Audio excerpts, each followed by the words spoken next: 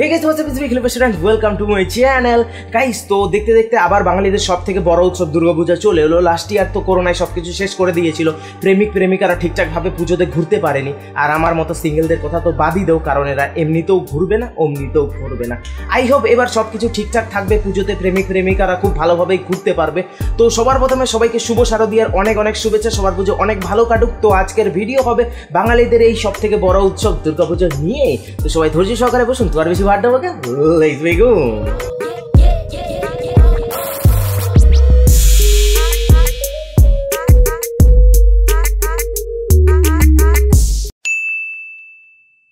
তো আমরা সেই ছোটবেলা থেকে জেনে আসছি যে দুর্গাপুজো মানেই হলো শপিং করা। তোমার যতই নতুন জামা কাপড় থাকুক না কেন, মা দুর্গার নাম করে তুমি যদি শপিং না করো, জামা কাপড় না কেন, তাহলে এই সমাজ তোমাকে মেনে নেবে না ভাই। পুজোর কয়েক মাস আগে থেকে তোমার চেনা জানা মানুষগুলোর মুখ থেকে আর কেমন আছিস এই কথাটা শুনতে পাবে না, শুধু একটা কথাই শুনতে পাবে, কিরে ভাই শপিং হলো, কিরে শপিং করলি তো, কিরে ভাই শপিং কবে করবি, কিরে ভাই তোর শপিং শেষ হলো কিনা, এত কিছু জানার কি দরকার, কি হইছে ওটা জানার আগে। মানে শপিং করবে তুমি, জামা কাপড় কিনবে তুমি, আর উত্তেজিত হচ্ছে এরা যেন তুমি শপিং করে এসে জামা কাপড়গুলো এদেরকেই দেবে পরার জন্য।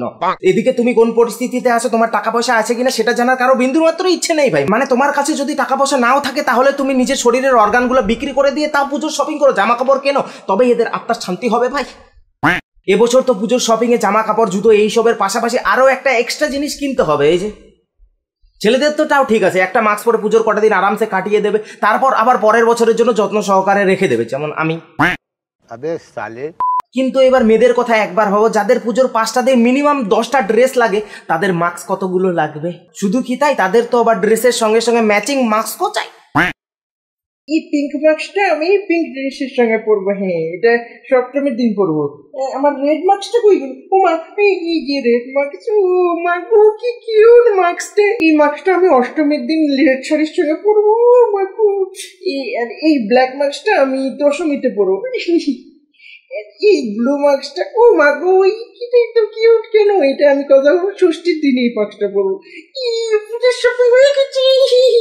এই জন্যই বলছি যে যারা এখনো দুর্গাপুজোর শপিং করোনি, তাদের জন্য এসে গেছে অ্যামাজনে গ্রেট ইন্ডিয়ান ফেস্টিভ্যাল সেল, যেখানে ফ্যাশন মানে জামা কাপড়ের ওপর পাবে তোমরা 80% পর্যন্ত ছাড়। আর যারা দুর্গাপুজোতে জামা কাপড় না কিনে মোবাইল বা ইলেকট্রনিক্স জিনিস কিনতে চাও, তাদের জন্য রয়েছে 60% পর্যন্ত ছাড়। আর বৌদি এন্ড আন্টিদের জন্য হোম অ্যান্ড কিচেন্সে রয়েছে 70% পর্যন্ত ছাড়। এছাড়াও লার্জ অ্যাপ্লায়েন্সে তো রয়েছে 65 পর্যন্ত ছাড়। এছাড়াও তোমরা যদি HDFC এর কার্ড ব্যবহার করো, তাহলে সঙ্গে সঙ্গে পেয়ে যাবে 10% অফ। আর আমার কাছে রয়েছে আরো একটা সিক্রেট টিপস, যা ব্যবহার করে তোমরা আরো অনেক বেশি টাকা সেভ করতে পারবে। বলো কি, তুমি সত্যি বলছো? ইয়েস গাইস, আর তা হলো ক্যাশ কারো। হ্যাঁ আমি জানি যে ক্যাশ কারোর কথা তোমাদের অনেক ভিডিওতে বলেছি, কিন্তু তোমরা তো শোনো না। তোমাদের তো এমনিতেও পুজোর শপিং করতে হবে, আর তা না হলে তো এই সমাজ তোমাদের মেনে নেবে না। তাই বলি কি, ক্যাশ কারোর মাধ্যমে শপিং করো। এখানে শপিং করে তোমরা এক্সট্রা ক্যাশব্যাক ইনকাম করতে পারবে। ইয়েস গাইস, ইউজ ক্যাশ কারো আর অ্যাশ করো, কারণ এই সময় ক্যাশ কারোতে তোমরা 30% এক্সট্রা ক্যাশব্যাক পাবে। তাহলে ভাবো কত টাকা সেভ করতে পারবে। But how it possible? মাত্র 40 সেকেন্ডে এই ক্যাশব্যাক তোমরা পেয়ে যাবে। ডেসক্রিপশনে দেওয়া লিঙ্ক থেকে অ্যাপটি ডাউনলোড করে আমার এই কোড ইউজ করো, ব্যাস। তারপর অ্যাপের হোম স্ক্রিনে গেলেই তোমরা দেখতে পাবে অনেক এখানে ডিল চলছে। আর তা না হলে সিম্পলি তোমরা অ্যামাজন লিখে সার্চ করো, তারপর অ্যামাজনে যেভাবে শপিং করো নর্মাল সেভাবেই করো। এই ক্যাশব্যাক COD আর অনলাইন দুটোতেই তোমরা পেয়ে যাবে। ক্যাশব্যাক নিয়ে চিন্তার করো কারণ নেই, অ্যাপের মাই আর্নিং সেকশনে এই ক্যাশব্যাক তোমাদের অ্যাড হয়ে যাবে। তারপর সেখান থেকে তোমরা ব্যাংকে ট্রান্সফার করে নাও। কথা কি ক্লিয়ার না ভেজাল আছে? ক্লিয়ার। এই জন্যই বলি যে ইউজ ক্যাশ করো তারপর অ্যাশ করো। যাও ডিসক্রিপশন বক্সে দেওয়া লিঙ্ক থেকে অ্যাপটি ডাউনলোড করে আমার এই প্রোমো কোড ইউজ করে শপিং করে স্টার্ট করে দাও। এরপর যখন সবাই তোমাদের বলবে যে ভাই শপিং হয়েছে কিনা একটা কথা 14 বার করে বলবে, তখন তোমার ভালো লাগবে তো? যাও এক্ষুনি যাও।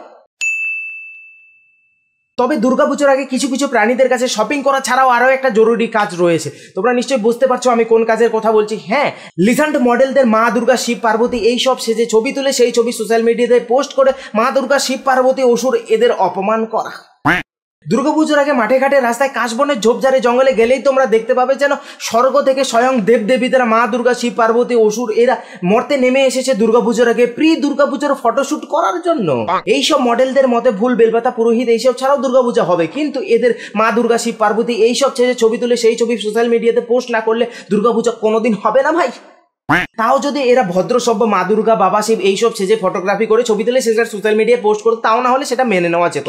কিন্তু ভাই এরা তো ইউনিক মা দুর্গা, ইউনিক বাবা শিব আর ইউনিক ফটোগ্রাফির চক্করে এটাকে যেমন খুশি তেমন সাজো প্রতিযোগিতা বানিয়ে দিয়েছে। এই যে দেখো না হন্টেড মা দুর্গা, এবার এই যে দেখো অসন্তুষ্ট মা দুর্গা, কোনো মতেই সন্তুষ্ট হবে না এই মা দুর্গা। আবার এই যে সোয়াগবালা বাবা শিব, ক্ষুধার্ত অসুর, এই অসুর ত্রিশূলের আঘাতকে উপেক্ষা করে ক্যামেরার দিকে তাকিয়ে পোজ দিতে ব্যস্ত। এই রে, এটা আবার কোন গ্রহের মা দুর্গা ভাই? আজকাল কি যমরাজের মেয়েও দুর্গাপুজোর আগে মরতে ফটোশুট করতে আসে নাকি? তো ডিয়ার দেবদেবী রূপী মডেলরা, তোমরা বিজয়া দশমীর দিন মা দুর্গার সঙ্গে নদীতে বা পুকুরে ঝাঁপ দিয়ে ভেসে যেও প্লিজ।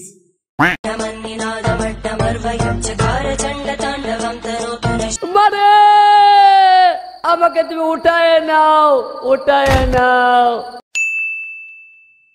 তো এবার আসি পুজোর চাঁদার কোথায়। তো সবার বাড়ির পাশে ক্লাবের একটা পুজো হয়, সেখানে সবাই খুশি হয়ে চাঁদা দেয়, কারণ বলতে গেলে এটা নিজের বাড়ির পুজোয় বলা যেতে পারে। কিন্তু ভাই জোর জবরদস্তি একদম নয়। কিন্তু কিছু কিছু মানুষ আছে যারা হার কেটে, যারা তো নিজের ছেলেকে ছোটবেলায় স্কুলে যাওয়ার সময় লজেন্স খাওয়ার জন্য 2 টাকা দিত না, তারা আর পুজোর চাঁদা কি বা দেবে? তাদের সঙ্গে এইসব জোর জবরদস্তি করা ঠিক আছে। আবার ক্লাবের কিছু কিছু ছেলে পেলে রাস্তাঘাটে চাঁদা তোলার সময় তো নিজেকে সিনেমার ভিলেন ভাবতে শুরু করে। সে ভাবে যে এবার রাস্তাঘাটে মানুষকে আটকানোর লাইসেন্স পেয়েছি, মুই কি হনু ভাব। এই যে বাবা, এই রাস্তায় যাওয়ার সময় গাড়িটা একটু আস্তে চালাবেন, বুঝলেন? আর এই যে দেখতে পাচ্ছেন আমাদের পূজা মণ্ডপ 1 কোটি টাকার বাজেট, তাড়াতাড়ি চাঁদা বের করে দিয়ে দিন। ছেলেগুলো আছে তাদের দিয়ে দিন, ঠিক আছে? বুঝলেন? মানে ঠিক, আপনি পুরো রাস্তায় চাঁদা দিয়ে আসছেন বলে আমাদের এখানে 10 টাকা চাঁদা দেবেন? দেখি গাড়ির চাবিটা কোথায়? এবার যান, ভদ্র মতো চাঁদাটা দিন, তাড়াতাড়ি যান, 100 টাকা বের করুন, তারপরে যান, গাড়ির চাবি নিয়ে যান। চাঁদা দেবেন আমরা? হ্যাঁ, রাস্তাঘাটে বড় বড় ট্রাক, লরি, বাস এইসব যাচ্ছে, তাদের থেকে চাঁদা নাও ঠিক আছে, কিন্তু কেউ কেউ তো আবার রাস্তা দিয়ে যদি হেঁটে যায়, তাকে ধরেও চাঁদা নেবে জোর করে। ভাই পুজোর আগে তুমি যদি ভুল করে বাইক নিয়ে রাস্তায় বের হও, তাহলে তো 2 কিলোমিটার যাওয়ার আগে তুমি ভিখারি হয়ে যাবে ভাই। তোমাকে শেষ পর্যন্ত বাইকটা বন্ধক রেখে সবার পুজো মণ্ডপে চাঁদা দিতে হবে। মানে কোনো ন্যাশনাল হাইওয়েতে সারাদিন ধরে কার চালালেও মনে হয় এত টোল ট্যাক্স দিতে হবে না, যতটা এই 1 কিলোমিটার বাইক নিয়ে যেতে যেতে তোমাকে পুজো মণ্ডপে চাঁদা দিতে হবে। দুর্গাপুজোর আগে বাইক নিয়ে রাস্তায় বের হওয়ার পর তো আমার মনে হয় যে ভাই গোটা পশ্চিমবঙ্গের সব পুজো মণ্ডপের দায়িত্ব একমাত্র আমার, তাই সব পুজো মণ্ডপে আমাকেই চাঁদা দিতে হবে। গাইস, তো তোমরা সবাই হয়তো আমার একটা কথায় একমত হবে যে আমাদের এই বয়সের তুলনায় আমরা যখন ছোট ছিলাম তখন দুর্গাপূজায় অনেক বেশি এনজয় করতে পারতাম। তখন ছোটবেলায় আমরা কি করতাম, 10-20 টাকার এইরকম একটা পিস্তল কিনতাম আর 10 টাকার টোটা কিনতাম, ব্যাস পুজো মণ্ডপের চারিদিকে শুধু মানুষজনের পেছনে ঠাস ঠাস ঠাস ঠাস করে ফাটিয়ে বেরোতাম। আমার মনে হয় না এর থেকে বেশি আনন্দ আর কোনোদিন দুর্গাপূজায় আমরা করতে পারবো। কিন্তু আজকালকার ছোট ছোট বাচ্চাদের দেখো, আজকাল তো সবাই নিব্বা, জন্মের পর থেকে এরা মেয়ের পেছনে ছুটে বেড়াচ্ছে। কেউ কেউ প্রেম করছে, তো আবার কেউ বিয়ে পর্যন্ত করে নিচ্ছে। আরে ভাই, এইসব এনজয়গুলো কর একটু জীবনে। ভাই জীবনে অনেক সময় পাবি প্রেম করার, বিয়ে করার, কিন্তু এদেরকে বোঝায় কে? আর যারা ছোটবেলায় পিস্তলের টোটা ফাটাতে ভয় পেত, তারা কি করতো, বেলুন কিনে বেলুন নিয়ে খেলা শুরু করতো। তারাই আজ বড় হয়ে এই দুর্গাপুজোর সময় ফার্মেসি থেকে বেলুন কিনে বেলুন খেলা খেলবে। If you know what I mean. আর আজকাল কি বা নিবা কি বা এডাল সবার পুজোতে ঘোরার জন্য, এনজয় করার জন্য চাই গার্লফ্রেন্ড বা মেয়ে বান্ধবী। যাদের গার্লফ্রেন্ড বা মেয়ে বান্ধবী আছে তারা তো শুধু শুধু এক পুজো মণ্ডপ থেকে আর পুজো মণ্ডপে হুদায় কুত্তার মতো ঘুরে বেড়ায়। আর যাদের কেউ নেই তারা আমার মতো পাড়ার পুজো মণ্ডপে গিয়ে বুকে বা গলায় একটা ব্যাচ ঝুলিয়ে ট্রাফিক পুলিশের মতো পুজো মণ্ডপের ভিড় সামলাবে। এই তো জীবন ভাই। তবে আমার মতে ভাই মেয়েরাই ঠিক আছে। এদের দুর্গাপুজোতে বয়ফ্রেন্ড থাকুক বা না থাকুক, তাদের এদের কিচ্ছু চাই আসে না। এদের কাছে দুর্গাপূজা মানে হলো এক প্রকারের ফ্যাশন শো, যেখানে কেউ কেউ শাড়ি পরে ফ্যাশন শো দেখাবে, তো কেউ কেউ ছোট ছোট ড্রেস পরে ফ্যাশন শো দেখাবে, তো আবার কেউ সোফিয়া আনসারির ইনস্টাগ্রাম রিলসের মতো ফ্যাশন শো দেখাবে। কোনো কোনো মেয়ে তো আবার দুর্গাপুজোর আগে ব্রেকআপ করে নেয়, যাতে নিজের ইচ্ছে মতো ড্রেস পরে যেখানে খুশি সেখানে ঘুরতে পারে। আবার কিছু কিছু মামনিদের দুর্গাপুজোর শিডিউল তো 1 মাস আগে থেকে বুক হয়ে যায়। দুর্গাপুজোর প্রথম দিন অমুক দাদা, দ্বিতীয় দিন তমুক দাদা, তারপর দিন ফমুক দাদা, এভাবেই চলতে থাকে আর কি। আর দাদা মানে কে সেটা তোমাদের নিশ্চয় বুঝিয়ে বলতে হবে না, তোমরা অনেক বুদ্ধিমান। মা দুর্গা না করুক, তোমার গার্লফ্রেন্ড যদি পূজার সময় বলে যে কালকে আমাকে আমার দাদা ঘুরতে নিয়ে যাবে, তুমি এসো না, না হলে অনেক ঝামেলা হয়ে যাবে, তারপর তুমি কি করবে? বাধা দিতে পারবে?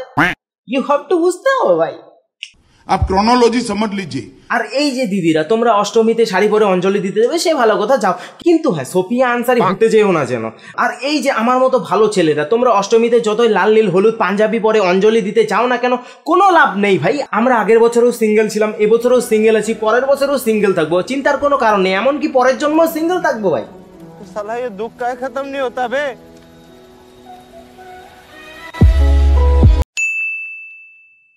তো পুজোতে যাদের এনজয় করার তারা ঠিক ঘুরবে, ঠিক এনজয় করবে। আর যাদের ভাবার তারা বাড়িতে বসে বসে শুধু ভাববে কোন দিক দিয়ে যে বিজয়া দশমী চলে আসবে, তা কেউ টের পাবে না। তবে পুজোর প্রথম 4টে দিন যারা ঘুরতে পারে না, তাদের জন্য বিশেষ করে এই বিজয়া দশমী। কারণ এই দিন ছেঁকা খাওয়া আশিক থেকে শুরু করে পেশাগত মাতাল সবাই মাল খাওয়ার ফ্রি লাইসেন্স পায়। এই দিন চারিদিকে রাস্তাঘাটে মাঠে ঘাটে শুধু মাতাল আর মাতাল দেখতে পাবে। দেখবে কেউ মাল খেয়ে মা দুর্গা চলে যাচ্ছে বলে সেই দুঃখে কান্নাকাটি করছে, তো আবার কেউ তার গার্লফ্রেন্ড দুর্গাপুজোতে অন্য ছেলের হাত ধরে ঘুরছে সেই জন্য কান্নাকাটি করছে। কিন্তু হ্যাঁ, মাল খেয়ে উল্টে পড়ে থাকো, সে ঠিক আছে, কিন্তু মালকে মাতাল হয়ে আবার মা দুর্গাকে নদীতে বিসর্জন দিতে যেও না যেন, তা না হলে কিন্তু মা দুর্গার আগে তোমরাই বিসর্জন হয়ে যাবে। একটা কথা মাথায় রেখো যে বেঁচে থাকলে পরের বছর আবার মাল খেতে পারবে। আর বাজি ফাটানোর কথা তো ছেড়েই দিলাম, সে কয়েকশো বছর আগের কথা, যখন মানুষ শুধুমাত্র দিওয়ালিতে মানে কালী পূজাতেই বাজি ফাটাতো। আর এখন তো মনে হচ্ছে মানুষের বাড়িতে যদি বাড়ি শান্তি পুজোও হয় তবেও মানুষ বাজি ফাটাতে শুরু করে দেবে।